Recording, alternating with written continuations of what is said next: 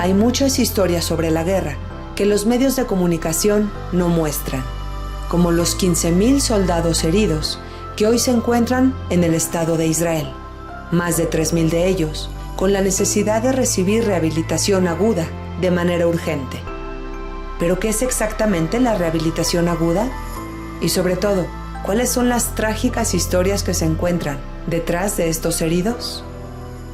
El Hospital Hadassah ha atendido a una gran cantidad de ellos. Jorge Diener, director ejecutivo de Hadassah Internacional, nos explica los retos médicos que hoy enfrenta el Hospital Hadassah y el Estado de Israel en general. Hola Jorge, ¿cómo estás? Qué gusto me da saludarte. Hola Nadia, un gusto saludarte aquí desde Israel. Jorge, como director internacional de Hadassah, director ejecutivo, pues te agradezco muchísimo tu tiempo y sobre todo hay muchas preguntas que hacer. Quisiera empezar por preguntarte que, pues bueno, en Israel en este momento no se vive una situación fácil. Tenemos 15.000 heridos debido al tema de la guerra y pues dentro de esos 15.000 heridos hay 3.000 personas que necesitan rehabilitación aguda. Pero vámonos a lo más básico, por favor, Jorge. ¿Qué es exactamente la rehabilitación aguda?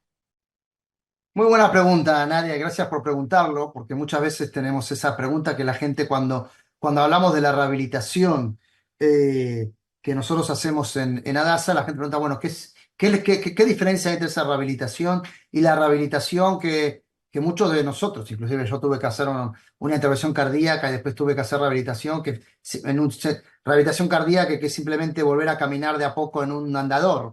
Y mover en una maquinita en el gimnasio las manos cada vez más rápido. Esa no es la rehabilitación aguda. Para entender la rehabilitación aguda, voy a empezar por entender quiénes son los que necesitan rehabilitación aguda. Y en el momento de la guerra que estamos pasando es muy claro, porque los que necesitan la rehabilitación aguda, en su mayoría, son civiles que fueron heridos el 7 de octubre por balazos de terroristas o por bombas de terroristas y soldados heridos que regresan de la batalla, que esos son los que necesitan, porque son gente que pasó eventos traumáticos en su cuerpo por balas, explosiones, heridas graves, que perdieron la movilidad, perdieron parte de un brazo, perdieron músculo, perdieron hueso, perdieron nervios en las piernas, las manos, perdieron capacidad cerebral, porque también fueron baleados en la cabeza. Esa es una gente que tiene que pasar por una rehabilitación aguda que les permite, por un lado, ir recuperando las conexiones nerviosas en el cuerpo que pasan, que después que llegan al hospital se los opera, se le hace cirugía, que se reconstruye todo eso. Pero para que todo eso vuelva a funcionar, tiene que haber una rehabilitación con máquinas como máquinas antigravitacionales, donde gente que no puede mover sus piernas ni sus brazos en un espacio donde no hay gravedad, empieza a moverlos porque es mucho más fácil. Gente que tiene que hacerlo en máquinas como el Locomat. El Locomat es una máquina es un robot, donde gente que está totalmente paralizada, parapléjica, se conecta con este robot, las manos, los brazos, y el robot mueve la parte del cuerpo que la persona sola no puede mover. Y lo que hace esta máquina es que las señales del cuerpo empezando a mover se mandan al cerebro que quedó dormido porque no tuvo, los miembros no funcionan, y el cerebro se despierta de vuelta para empezar a mandar esa señal al cuerpo. Y está demostrado que en un 50% de los casos la gente recupera la movilidad gracias a la movilidad artificial que creamos con equipamientos que hacemos en la rehabilitación aguda. Este es todo un proceso donde el paciente que no tiene movilidad la va recuperando. Y también se adapta a cómo revolver a la vida independiente con partes que ya no va a recuperar. Hay gente que perdió una mano, que ya no se le pudo reconstruir. Hay gente que tiene una pierna que no puede mover o la perdió, que tampoco la va a recuperar. Gente que tiene prótesis y tiene que acostumbrarse. ¿Cómo volver? Tenemos todo un área de departamentos virtuales. Tenemos un departamento entero en el centro de rehabilitación donde nosotros pueden acostumbrarse a cómo volver a entrar a una casa, abrir la puerta, cocinar. Lo último que tuvimos, que esta semana lo vi nuevo, está hasta para una cama para un bebé y cómo levantar al bebé si tienen una sola mano. Entonces practican con una muñeca cómo acercarse. Y yo me quedé pensando, porque no lo había visto, es una innovación, y dije, bueno, claro, pero es muy lógico, porque la mayoría de los heridos que nosotros tenemos, que son los soldados que llegan, son gente entre 20 y 40 años, que son los que tienen hijos bebés y que que perdieron parte de su independencia, su movilidad, o vuelven a la casa, tratan de recuperarse, y una de las cosas que tienen que hacer es cómo moverse para poder tener al bebé en sus brazos, cuando solamente tienen un brazo. Esa es la rehabilitación aguda, es la rehabilitación que va al trabajo intenso dentro del cuerpo del paciente, con toda la tecnología de punta en un tratamiento muy agudo, para que los que perdieron su capacidad física, también mental, eso lo vamos a dejar acostado como tema aparte, pero la capacidad física puedan entrar. Lo más importante para concluir, ¿cuál es la rehabilitación aguda? La rehabilitación aguda es la que trabaja con gente que todavía puede recuperar esa movilidad, que nuestro objetivo es que no queden inválidos, que no tengan que ir de por vida a los centros excelentes que hay en Israel. Hay muchas organizaciones, sé que también en México, que ayudan a centros en Israel, que son centros que ayudan a los veteranos de guerra y hacen un trabajo increíble. Nuestro trabajo es que ellos se queden sin trabajo, que no sean veteranos de guerra, que no se queden en una silla de ruedas, que puedan caminar, que tengan la independencia que les permita volver a la vida que tenían antes del trauma. Qué maravilla que este país ofrezca esta tecnología de punta a los que más lo necesitan, a los heridos. Quisiera preguntarte, bueno, en la sección de rehabilitación, Jorge, hay muchas cosas por las cuales presumir. Hay diferentes tratamientos, diferentes especialistas. Cada caso es único y particular. Quisiera preguntarte a ti, Jorge, de manera especial, de toda la sección que es la sección de rehabilitación del Hospital Adasa, ¿qué es lo que más a ti te sorprende? Primero que nada, es que nosotros logramos, gracias, y estamos logrando, gracias al apoyo muy generoso de mucha gente alrededor del mundo y con un rol muy importante de nuestros amigos y donantes de México también, hemos logrado pasar de tener una sección de rehabilitación a tener un hospital de rehabilitación. Nosotros no tenemos una sección de rehabilitación en el Hospital Adasa. Hoy en día tenemos un hospital que al final, cuando podamos completar de construirlo y de habilitarlo en todos sus 8 pisos, va a ser de 28.000 metros cuadrados. Es un hospital que va a tener 150 camas, capacidad para 600 pacientes al mismo tiempo recibiendo rehabilitación, con 2 pisos enteros de fisioterapia aguda, de terapia ocupacional aguda, donde hoy en día ya en la parte que pudimos habilitar con los fondos que ya tuvimos, que pudimos habilitar, hoy tenemos una tecnología de punta inventada en el hospital. Entonces, hay 2 cosas que son las que más me enorgullecen, más allá de realmente este hospital de rehabilitación que se va a convertir en un modelo, no solamente en Israel, sino para el mundo. Tiene la combinación de la humanidad del personal médico de Adasa, que trabajan y luchan por cada paciente hasta el final, con la tecnología desarrollada en el hospital. La gente trabaja con realidad virtual, en salas que entran y pueden transformarse en lugares de manejo, cómo aprende a manejar nuevamente los carros, los autos, la gente que perdió una mano y tiene que acostumbrarse solo con una mano, cómo lo aprende. Bueno, todo esto es una parte que me da mucho orgullo, pero el otro que me da mucho, más que nada orgullo es en nuestro centro de rehabilitación, cada paciente es un proyecto. No hay un tratamiento que es para todos. Cada uno tiene un tratamiento personalizado. Cada uno es un objetivo, una misión para un equipo que trabaja solamente para armarle la vida a una persona que pasó por un trauma terrible. En tiempos de paz hablamos de gente que tuvo un accidente de tránsito, hablamos de gente que tuvo un stroke, hablamos de gente que tuvo algún problema neurológico, se cayó de un edificio, cosas que pasan normalmente. Pero en este momento estamos hablando de los soldados que están dando la vida por la supervivencia del Estado de Israel, del Estado que venimos construyendo hace más de 75 años. Y lo mínimo que podemos darles es la posibilidad de que no se queden inválidos para toda la vida, de que puedan volver a tener una vida independiente, tener hijos, tener familia, reconstruirse, tener una vida plena. Aunque yo la pregunta, cuando yo les pregunto a ellos y los veo, a muchos de ellos los considero como si fueran mis hijos. Son jóvenes de 19 años, 20 años. Tienen toda la vida por delante y tuvieron que ser heridos en una lucha terrible contra el horror del terrorismo de Hamas. Y le pregunto, ¿qué es lo que quieren? ¿Cuál es el sueño que tienen? ¿Qué es lo que quieren hacer cuando salgan de aquí? Y la mayoría me responde, volver a la lucha, volver al combate. Y eso me da el orgullo que podamos rearmar a esa gente, es lo que me da más orgullo. Claro, por supuesto que es un pueblo que anhela la paz, pero para tener paz hay que librarnos de los enemigos vecinos que el Estado de Israel tiene.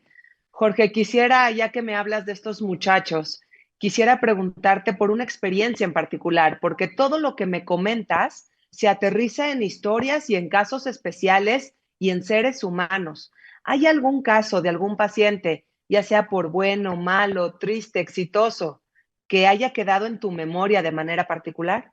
Tengo un caso muy particular de una enfermera que se formó en Adasa, Mijal Elon, quien eh, viene de una familia ortodoxa y que para Simchat Torah vive cerca de Jerusalén, viajó con su esposo y 8 de sus 10 hijos. Viajaron a una base militar en Zikim, a 1 kilómetro de la frontera con Gaza, para darle la alegría a los soldados que estaban ahí en Simchat Torah. Llegaron el viernes, antes del 7 de octubre, y cuando llegaron ahí, pasaron un viernes hermoso, que pasaron. Los soldados que estaban ahí eran la mayoría nuevos reclutas, con lo cual la mayoría ni siquiera estaba entrenado para disparar, para defenderse. El 7 de octubre despertaron en la mañana con la base siendo atacada por terroristas de Hamas, todos sorprendidos por lo que estaba pasando. La historia es mucho más larga.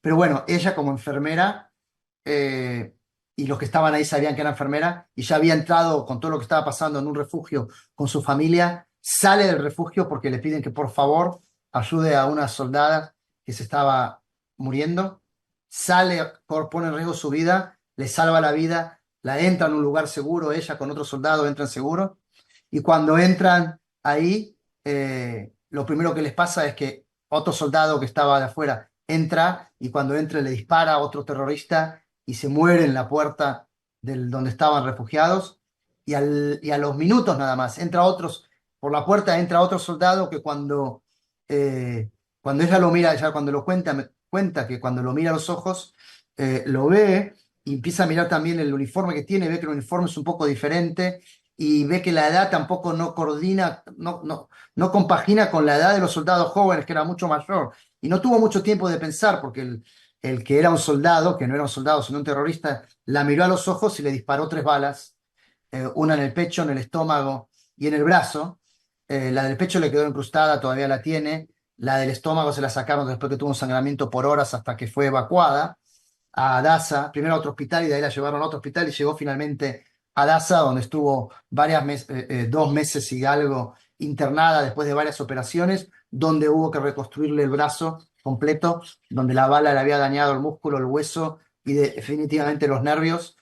Y ella pasó por toda esta experiencia terrible con su familia, y, y finalmente entró a la rehabilitación donde había una sección de rehabilitación porque no habíamos podido abrir todavía el nuevo centro, pasó al nuevo centro, sigue todavía en rehabilitación, una trayectoria larga para rehabilitar, tiene una mano que todavía le cuesta mucho trabajar, usarla, pero la va a recuperar, es su sueño es poder volver a trabajar como enfermera otra vez, que todavía no lo pudo hacer, pero mientras tanto, y eso es lo más admirable y por eso tengo esta conexión tan grande, ella se voluntarizó para ser la voz de esto que pasó, y contar su historia y yendo al mundo para ayudarnos a generar apoyo para poder que lo que se hizo con ella, con la rehabilitación, se le pueda hacer a muchos cientos y miles de heridos que no tienen dónde hacerla hoy en día en Israel. Viajó con nosotros a Miami para contar esta historia en eventos de recaudación. Viajó con nosotros a Brasil para hacer lo mismo, y su contribución a la construcción que todavía tenemos que terminar del edificio de rehabilitación Gandel en Jerusalén es una contribución enorme. Yo digo, una persona que sufrió trauma, casi se muere, que tiene una familia que sufrió trauma, 8 hijos de 3 a 20 años que quedaron solos cuando ella fue evacuada con su marido para el hospital. Esa situación es para mí una admiración que digo, si ella puede hacer eso, yo en el lugar que estoy no puedo dormir más que pocas horas y trabajar todo el día para hacer eso. Y cada uno donde está tiene que hacer lo mismo y pensar, si estoy ahora en México o en París o en donde esté y estoy pensando en Israel, pensar es muy importante, pero hacer algo para que la gente pueda estar sana y pueda seguir levantándose un país, para que un día logremos la paz, pero que primero seamos victoriosos en esta terrible situación. Para poder hacer eso, que cada uno haga un poco. Ella está dando su vida después que casi la pierde por defender a Israel. Qué impresionante historia, Jorge. Es decir, ella estaba ya a salvo en un refugio y fue engañada por un terrorista que tenía puesto un soldado, un uniforme de un soldado israelí. Y es que eso pasó el 7 de octubre en gran medida. Tenemos muchos heridos que creyeron que esas personas eran soldados por su uniforme, pero eran terroristas. Trágica situación y bueno, así hay un millón de historias más. Quisiera preguntarte, Jorge, el Hospital Hadassah también va mucho más allá de la salud y este año entró en temas políticos. Se reunieron a través del Hospital Hadassah 150,000 firmas para ser presentadas ante la ONU. Mi pregunta es, ¿qué finalidad tenían estas firmas? Bueno, está aquí atrás mío en el fondo en el background, ¿no? de mi Zoom. Eh, el objetivo de estas firmas tuvo que ver con reclamarle a las organizaciones internacionales que terminaran el silencio que tuvieron y siguen teniendo en gran forma en relación a la violencia sexual cometida por Hamás desde el 7 de octubre, no solamente el 7 de octubre.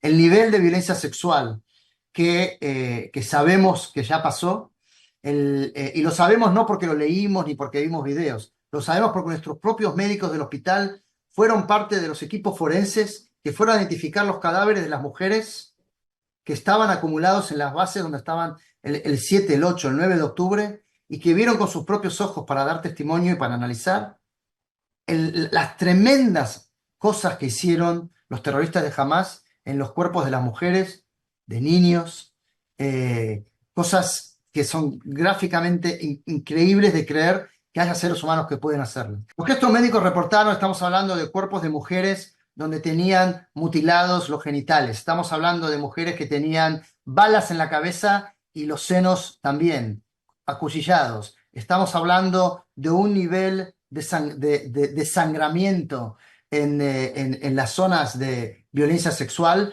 que demuestra una cantidad de abuso y de violación tremenda. Piernas arrancadas del cuerpo, cuerpos cortados por la mitad después de que se ve evidencia de violación.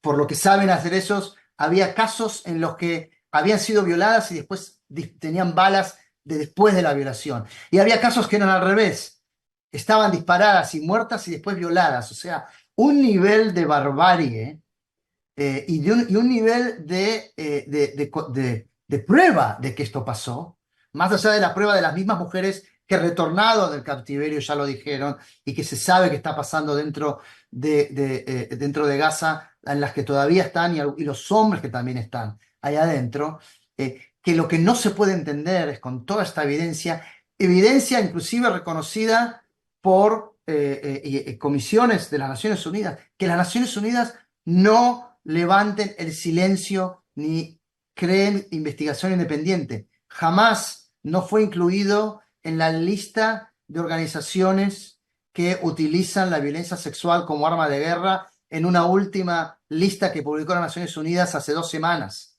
Y no lo incluyeron. Es una cosa que no puede pasar en un mundo en que hay una organización como las Naciones Unidas, cuya misión es garantizar la seguridad y la salud y el bienestar de la población mundial. Es algo que no puede pasar, no es la única organización, son muchas más, pero realmente como organización central mandamos esto y realmente sentimos la presión que tuvieron de sí declarar, y fueron 150.000 personas en muchísimos países del mundo, que no solamente firmaron una petición, sino que el Día Internacional de la Mujer como un día simbólico, y alrededor de ese día se hicieron cientos de eventos públicos donde mujeres y hombres reclamamos juntos en las calles y en los lugares, a pesar de toda la gente alrededor que trata de atacarnos, se hizo diciendo hay que terminar el silencio, es un tema humano, no es un tema solamente judío. Esto no puede pasar en Israel,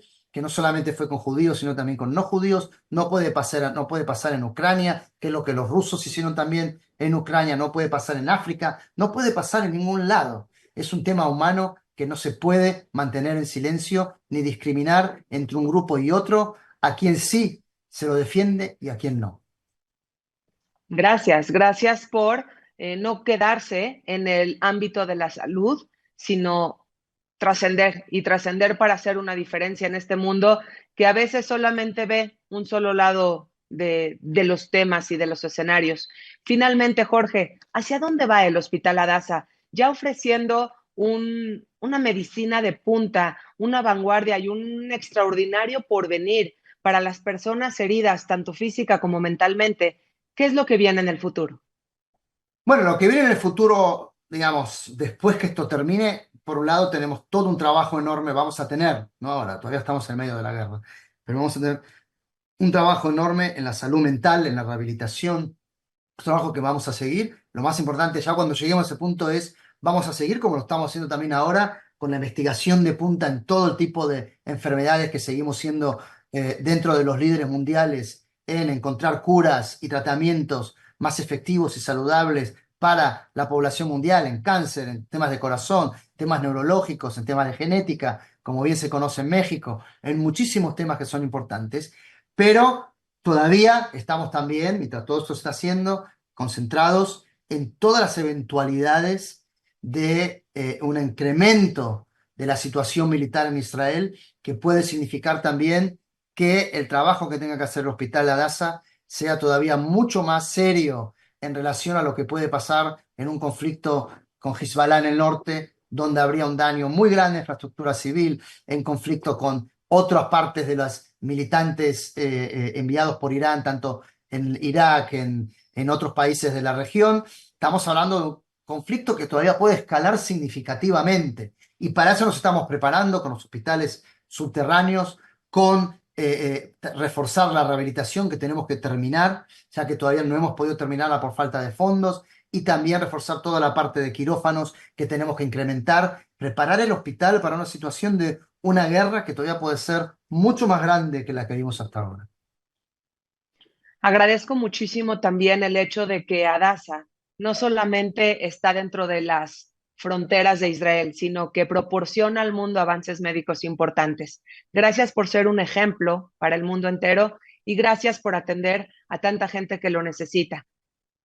Sobre todo, gracias por tu tiempo, Jorge, porque sé que siempre estás muy ocupado. Que Dios bendiga a Hadassah y que Dios bendiga a cada uno de sus médicos para seguir brindando salud y bienestar. Muchas gracias. Gracias a ustedes. Gracias, hasta la próxima.